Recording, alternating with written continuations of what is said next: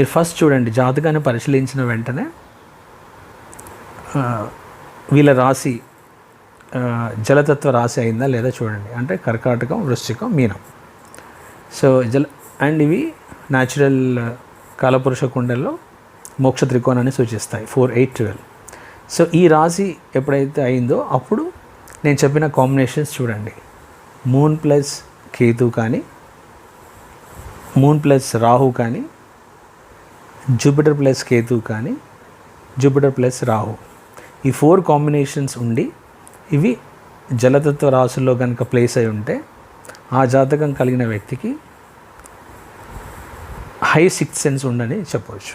అంటే వీళ్ళు పాస్ట్ని కూడా గుర్తించి ఫ్యూచర్ని కూడా ఎలా ప్రిడిక్ట్ చేయాలో ఆ యొక్క ఇంట్యూషన్, ఆ పవర్ని కలిగి ఉంటారు.